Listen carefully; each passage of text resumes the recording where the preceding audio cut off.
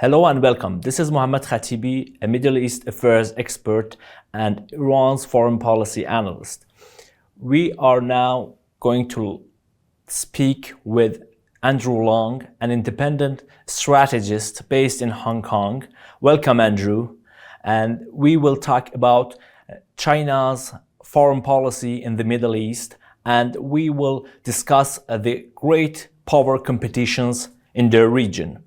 So, Andrew, for the first question, I want to ask you about the basics of the situation in the Middle East. How do you see China's foreign policy in the Middle East? Do you think that China is going to increase its footprint in the region? Well, to answer your question, you've got to put the China's policies in proper perspective. Like Iran, decisions are made not only for any kind of cycle. It takes a very, very long-term view.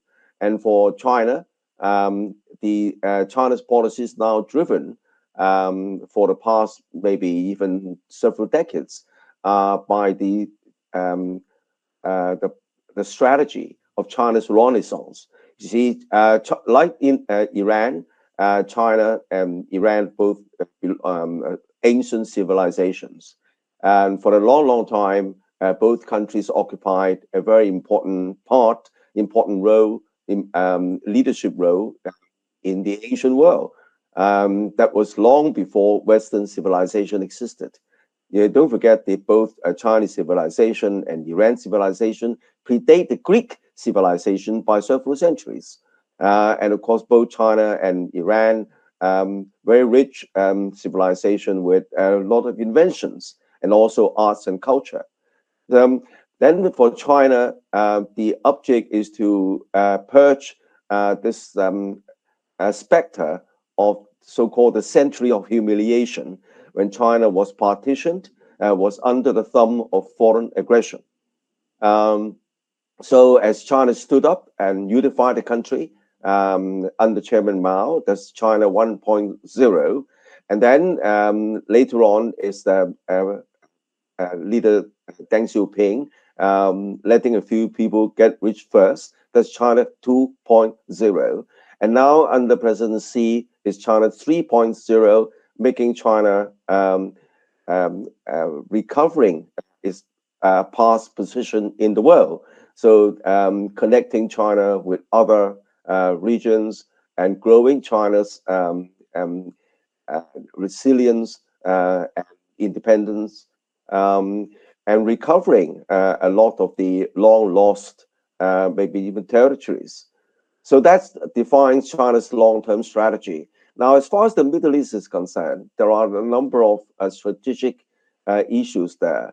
First of all, China, unlike the United States, depends heavily on external trade, because the U.S. government's, the U.S. economy depends largely on internal consumption. Internal consumption accounts for over 80% of the American economy. But for China, the large part of the economy still accounts for by exports, by services, and above all by international trade. And for international trade, you're talking about the sea lanes of communication along the waters of eastern part of China. Then there are a number of choke points. The choke points, for example, first of all, there are, because of this anti-China policy, there are American assets in the first island chain set in Okinawa, second island chain set in Guam to contain China. And then you have the Quad with Australia, with India. You have the AUKUS, nuclear power submarine deal with Australia. And then now even brokering closer military partnership between Japan and South Korea, and then with the Philippines. So you look at the map, the eastern seaboard, the sea lane of communication, surrounded by hostile forces. Now, that's why China's Belt and Road is pivoted overland towards the west. That bypasses a lot of the choke points. as connecting China's trade through the Belt and Road, through Central Asia, and through Iran, and to even the Caucasus. And then you have the so-called middle corridor along traversing Azerbaijan, bypassing some of the problematic areas through Russia even. So you can see that there is a shift towards Central Asia and Western Asia, part of the Belt and Road Initiative, which is called the Belt and Road Initiative consists of two parts. One is the maritime route, and it's the overland route. So the overland route covers Central Asia, Iran, and Turkey, and all those countries.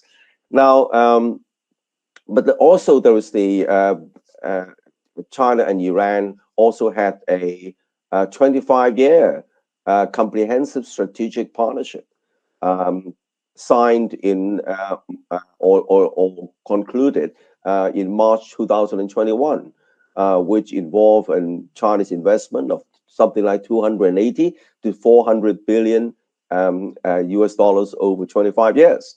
So this is still carrying on. And of course, the two countries are cooperating on technology. For example, the Huawei providing 5G infrastructure. And then because of this monumental great power rivalry, is now hotting up, even though President Trump is trying to rebalance to make it more less confrontational. But the competition is still there because the United States sees China is now eating its lunch, is now compromising its hegemony, its power, its influence, particularly in the Asia Pacific. So even though any kind of temporary pause in the relationship cannot alter the situation. Now, last but not least, is the energy. The biggest energy customer used to be the United States, but now it's no longer. United States is now the net energy exporter. It's now the competitor to Saudi Arabia. Saudi Arabia used to have the United States as the biggest customer, and that translated into the birth of the so-called petrodollar, because the United States won their energy deals denominated by the US dollar, so as to strengthen the dominance of the dollar worldwide. But that era has passed, with the United States becoming a net energy exporter. Now, who is the world's biggest energy customer? It's China. And that's why both Saudi Arabia and also strengthening the relationship between China and Russia, China and Iran. And plus the fact that China, of course, is the world's biggest trader and manufacturer by far. China is the biggest trading customer to 128 countries worldwide, compared with only 58 for the United States. And China is heavily embedded in the world supply and value chain.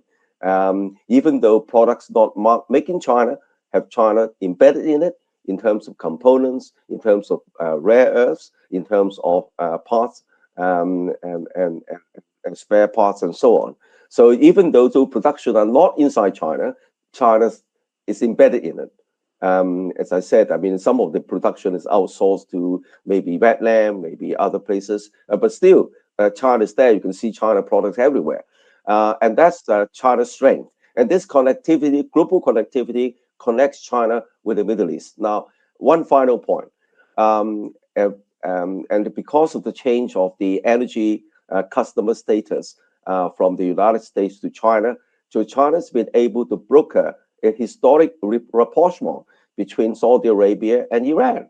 Now, this changed the dynamics in the Middle East because both Saudi Arabia and Iran, and for that matter, Iraq and even Afghanistan, the Middle East for the past so many years has been a bedrock of has been a hotbed of wars, of instability.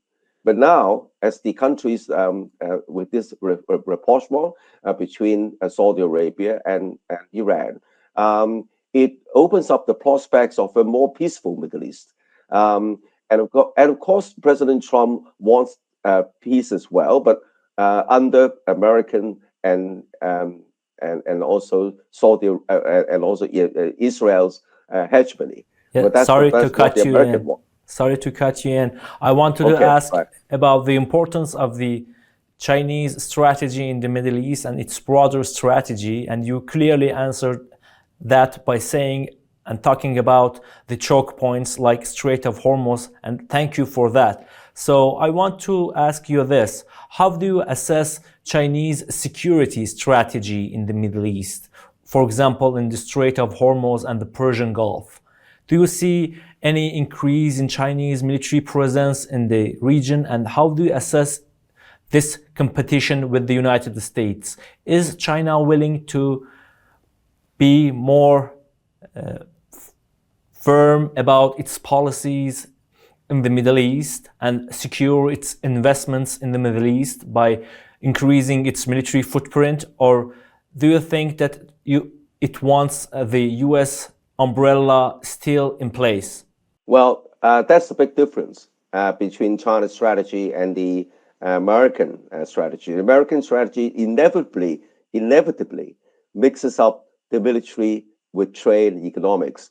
And the United States seems to think that with military dominance, you can do more trade. But China doesn't think that way. The two are quite separate. And I don't think that China would be very enthusiastic to get embroiled militarily in the Middle East for various reasons, because the Middle East is still very far away. And then, of course, in terms of even aircraft carriers, there's still a considerable distance beyond the United States with 11 aircraft carrier groups. But China, of course, is building up its naval power and its air power, but it's not as extensive with a global reach as the United States. But China can achieve its objectives not by military, but by connectivity, as in the way I explained: trade connectivity, economic connectivity, infrastructural connectivity through the Belt and Road, people-to-people exchanges, diplomatic connectivity. If you can get what you want without fighting, as the famous Sun Tzu's Art of War many centuries ago already highlighted, why fight? Why spend blood and treasure on a war when you can really achieve your objectives through other means? And so that's why I think that China's strategy in the Middle East is not military. And you look at the stationing of military assets. American is about 800 military bases around the world. China has just started to have a military base in Djibouti. That's long after the Americans and even the Japanese have got a base there. French has got a base there long before. But I don't think that China would expand its military bases in the Middle East in order to exert its military power. But that doesn't mean that China would not continue to develop its navy, but it's not to directly getting involved in the choke points in the Middle East. So let me ask my question in another way. Do you think that China is willing to be more active, like joint drills with Iran, Russia, and other countries in the region? Do you think that if its interests, its investments are threatened in the region, China will be more active? How will it respond to these threats? For example, if there is a conflict between Iran and Israel, how China will react to these kinds of conflicts and these kinds of threats to its interests? Well, there are two very important dimensions. I'll answer the first one first. Is whether China would be involved in military exercises. I think that my view is yes, but not overdoing it. So not overdoing it by making China to appear thumping its own chest and saying how powerful we are, how military we are, appearing to be a threat. But merely a kind of cooperation, military cooperation with friendly neighbors, including, of course, Iran, Russia, and maybe even Saudi Arabia. And don't forget, even the United States. I mean, there was 1 or 2 military exercises when the United States used to invite the PLA to take part. But now, of course, it's much less room for that. So China's military strategy has always been making connections, forging partnership, but not be tied down to adopting an unnecessarily over aggressive military stance in areas where its objectives could be achieved through other means, through economic means, through connectivity, and so on. Now, as for the other question, if there was a war in the Middle East, what would China's position be? If it's a war in the Middle East, which does not immediately, of course, it may affect the transit of Chinese goods, but I don't think that would be sufficient for China to be dragged into it. Because if China dragged into it, and then war in the Middle East would involve the world's great powers. And don't forget, the world's great powers are all nuclear armed. And it's not just nuclear, it's missiles. And these missiles are long-range intercontinental. And they are much more destructive. Because the modern nuclear warheads are multiple times more powerful than those dropped on Nagasaki and Hiroshima. And then America has got about nearly 4,000 warheads. Russia has got a slightly, a little bit more than the United States, about over 4,000. China's not even 1,000.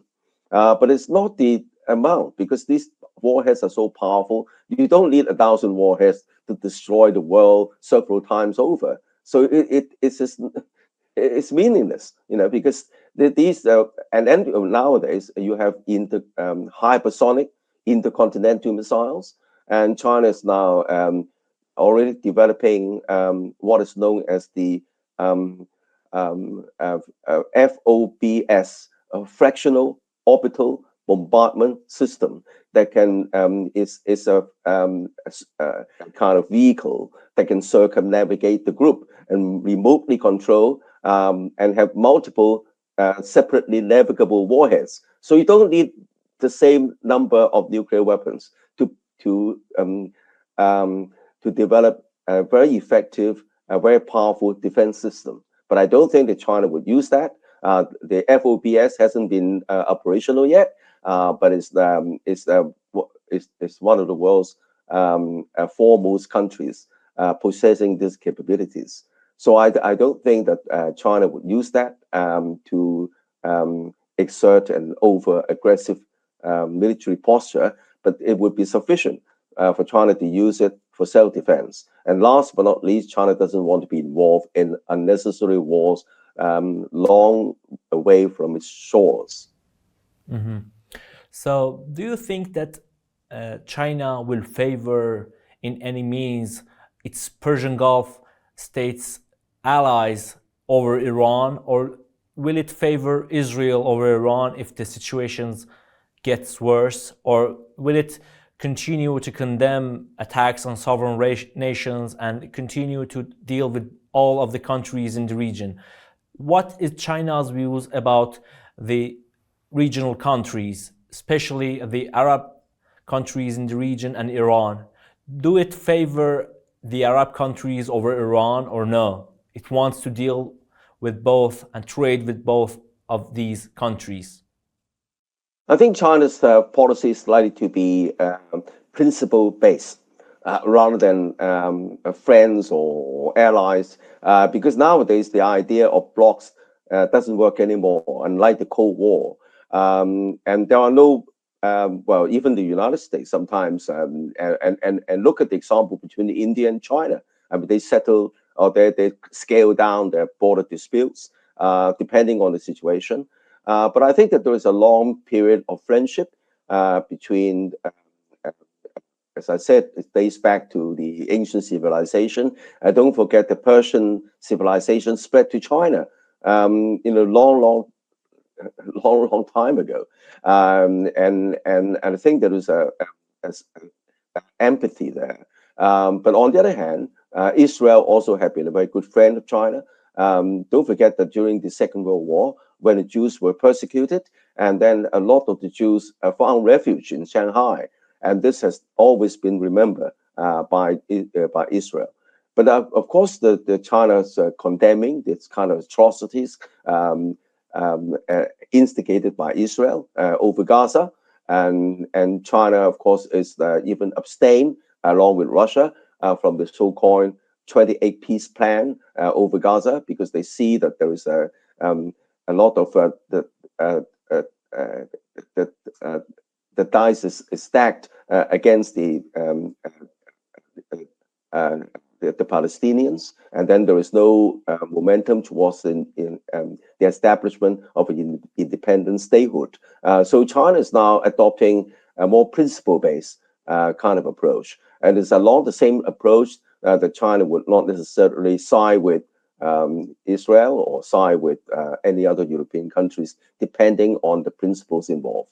But above all, I think China is like to play a part in calming down the waters, because the last thing China wants is an unstable world, which would engulf China regardless. So, do you think that the great power competitions of China and the US will affect its trade with the Iran and its neighboring countries?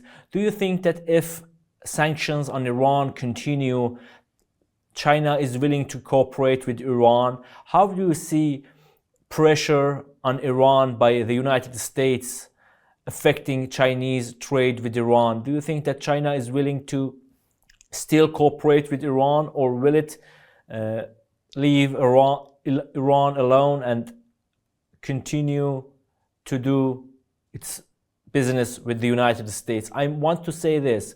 Do you think that the US pressure will be enough for China to cut ties with Iran, or no? Well, Russia over Ukraine is a very good example.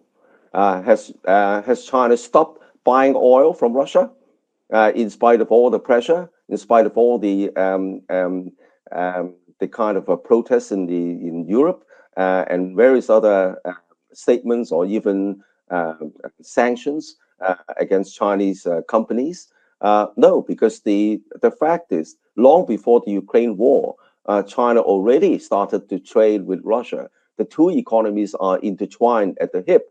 Russia is the world's largest exporter of energy and largest exporter for agricultural products, and China has been the largest customer. So this relationship long existed before the war, and that's why this is a very different situation from India. India started to buy Russian oil in very large quantities only after the Ukraine war, but that's not the position with China. So China has never ceased buying Russian energy. However, there is another dynamic in the sense that, as an aside, more or less, and I'll come to the other question in a minute, China is now buying less oil worldwide. Why? Because China is developing its renewable energy. Over China's overall electricity supply, now over 52% is now accounted for by solar energy, wind energy, also nuclear energy, also hydroelectric energy. So China is buying less energy from abroad anyway. And of course, China wants to show it doesn't want to be seen to be aiding Russia's invasion of Ukraine, because violating another country's sovereignty tramples upon one of China's long-held principles of territorial integrity. So China is not going to compromise its principle, but maybe it's scaling down the purchase of some Russian oil. In any case, China is buying less oil anyway, but that would be compensated by China buying more agricultural products from Russia. So I think that this is the maybe in the same way, if push comes to shove, China is likely to show willingness to scale down the tension, but I don't think China is going to leave Iran in the cold. Bearing in mind this long historic and links, particularly with China's all-important Belt and Road Initiative, because that is really defines China's trajectory in the coming at least half a century. That's even enshrined in China's constitution, the Belt and Road Initiative. Yeah. So for one last question, I would like you to answer this. How do you assess the future relationships, I mean bilateral relations between Iran and China? Are they going to be more and more comprehensive, or will they still be in this way and not improve, or even it is going to worsen? How do you assess in the future? Is China going to invest more in Iran, for example, by its Belt and Road Initiative, or it will just stay and watch what will happen to Iran, and after that decide what is going to do with the situation in Iran? Well, I think that as I explained up to now, there is a long-term trajectory for a closer partnership between China and Iran for all the reasons I've explained. But this trajectory may be impacted, not completely change, depending on the situation in the Middle East. If there's a war in the Middle East, for example, likewise, this trajectory may be derailed a little bit, but that doesn't mean that, as I said, China is going to leave Iran in the cold, unless, of course, Iran sort of veers off into starting a war on its own. And so it really depends on the situation in the Middle East, together with the relationship between Israel and how Israel is going to deal with the problem of the Palestinians, because the Palestinians are not accepting this so-called deal in Gaza, which is loaded against them, loaded against their demand for independent statehood, and that's why support demand for independent statehood has wide support throughout the Middle East and the rest of the world, in the United Nations, for example. But of course, that this is anathema to Israel. Israel already said that they would not, under no circumstances, allow them an independent Palestinian state.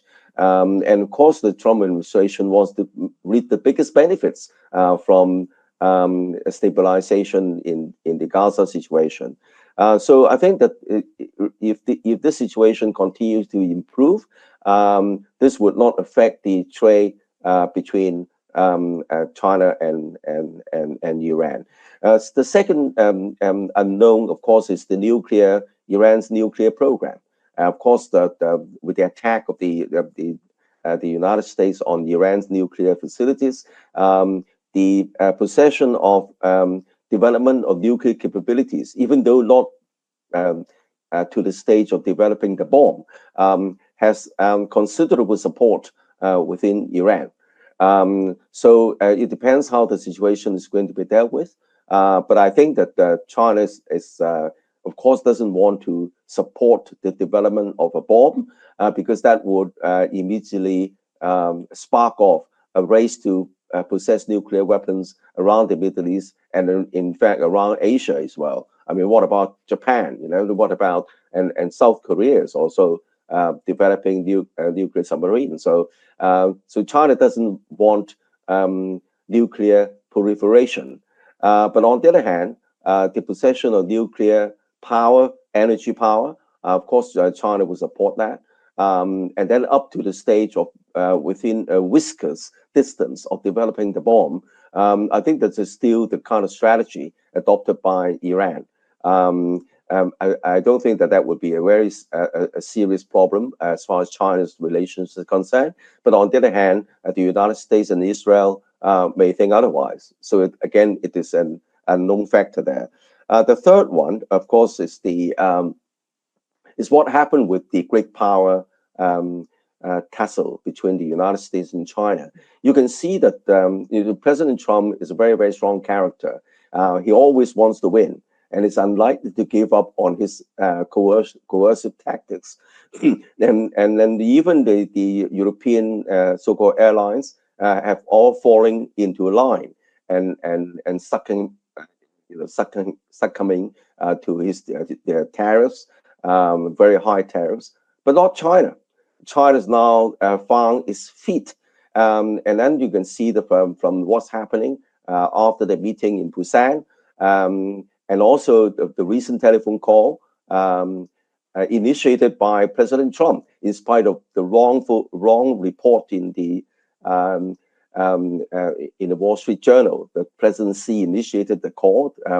The China foreign policy openly clarified that the call was initiated by President Trump in the middle of the night, and that was trying to calm down the relationship between China and Japan, so as to avoid Japan from spoiling the broth. And of course, Japan is one of the Americans' proxies, if you like. But the Europeans, likewise, in spite of the fact that they want to exert their sovereignty, they are unable to do so because they have long outsourced their defense capabilities to the United States for many, many decades. And they thought that by spending very little on the military, and then they can use the money for the social welfare, so that they're living a very, very good life. They don't have to spend money on defense, and they rely on the American as an ally, and then they can improve the welfare facilities. And all of a sudden, they find that American so-called alliance is not that reliable. But now it's a little bit too late, and it takes a long time for development. How many tanks, for example, does the United Kingdom have? It used to be the biggest empire on earth. It's only about less than 100 tanks, let alone the long-range missiles and so on. So you can see that the Europeans are in the pickle, if you like, and then they are now trying to deal with Trump. But China has now found its feet, is able to deal with Trump on an equal footing, and Trump very quickly, after the telephone call, quickly confirmed his visits to President Xi in April, and then in return for President Xi visiting him in the United States, and then even wants to visit the APEC meeting in Shenzhen in the later of the year, bearing in mind his coming midterm elections. So I think that you can see that this changing dynamics in the great power rivalry translates into a greater confidence in China, and with a more confident China, it is able to maintain and develop a long-term relationship with the Middle East, which is a very important strand of its international policies.